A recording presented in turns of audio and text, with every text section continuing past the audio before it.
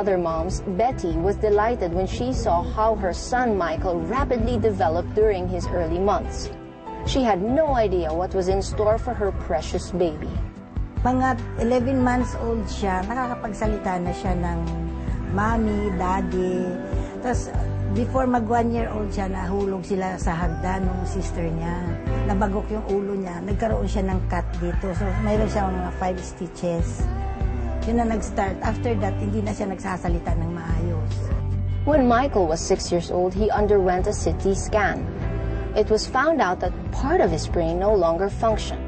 6 years later, he was reassessed and was diagnosed to have a mental capacity of a child half his age.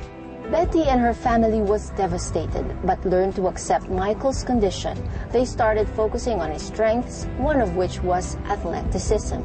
Mga 3 years old yan, pag may bola yan, nagsipa ng bola yan, parang kala mo nag-soccer. Parang gano'n na. Doon mo na siya nakikita na talagang parang mahilig siya sa mga sports na gano'n. To develop Michael's athletic inclination, Betty signed him up in several sporting events, including the ones held by Special Olympics Philippines, an organization affiliated with Special Olympics International, the largest program of sports training and competition in the world of children and adults with intellectual disability. Today, Special Olympics Philippines has more than 10,000 members from all over the country. Since the 80s, our mission was to bring awareness and advocacy to families who have children or siblings who are what we call intellectually disabled or intellectually challenged. Through coaching and training, the members' athletic skills are honed, but the ultimate goal is for them to gain self-confidence and eventually self-respect, values that Michael has learned as he expanded his list of sports. Karamihan ng ginagawa niya, yung mga ball games, basketball, soccer. Tapos ngayon lately, nung malaki na siya, kasi lumaki na yung katawan niya, ginawa siya ng sa athletics, thrower na siya ngayon, mga shot put, ganyan. They always think of a person who is slow as either a moron, an idiot, or just plain useless. So that is the first thing that an athlete realizes when he wins in a competition in Special Olympics. He now tells himself, hey, excuse me, I thought I was so stupid, but here is this organization now awarding me a medal, according me the honor of having represented my country, of having gone abroad, or having gone to another place in this country. And I represented Manila, I represented Cebu, so I'm not that stupid after all. Ano ba yung pinaka-favorite mo na laro? Shot put. Because of Michael's courage and skill, he has garnered awards not only in the Philippines but also in Europe, Asia, and the US, bringing pride not just to our country but also to his family. Kahit basta may game sila na nakaka-medal siya, very proud na kami mag-asawa sa kanya. Sport is one human activity that really is the result of your own perspiration, of your own training. Because in sport, you cannot pretend. Either you know how to swim, either you know how to run, either you know how to play soccer, unlike in other endeavors.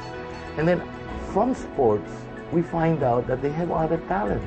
Like they know to paint, they love to sing, they know how to cook. So Special Olympics really is an organization that tells a person, you have the ability to succeed. Show us what you can do and we will help you succeed.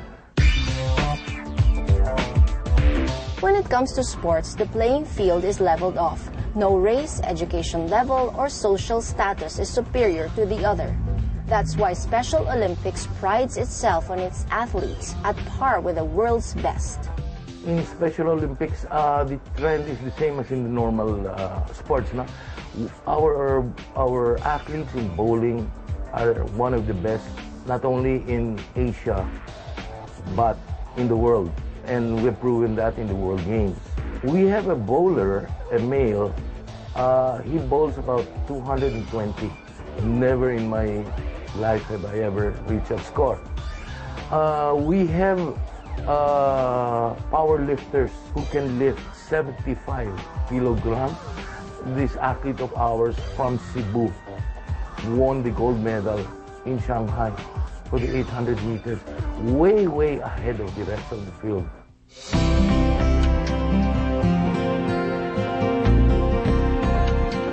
But the real success of the athletes lies not in the winning or the number of events they join, but in the unwavering support of their families.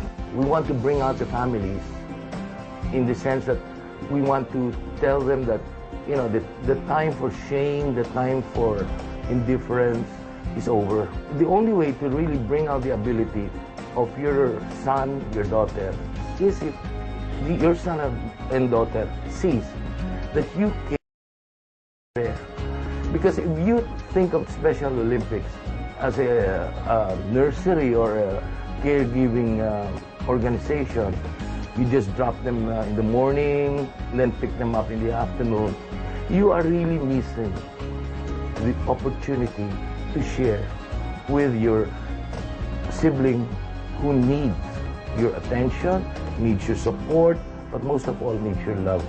Sana yung mga parents na parang hindi pa kayang tanggapin yung mga anak nila na may special needs, ilabas nila.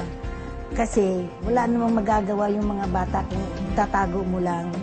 Even beyond the playing field, Michael's life has changed. Betty now plans to further enrich his education by enrolling him in cooking and photography classes. Through empowerment, Michael and his co-athletes now have a fighting chance to reach their full potential and to be productive members of their communities.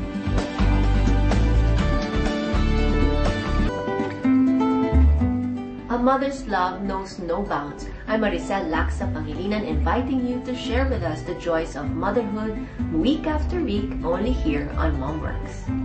Next on MomWorks. Career-driven moms, lend us your ears. We'll show you how you can make the most out of your motherhood years.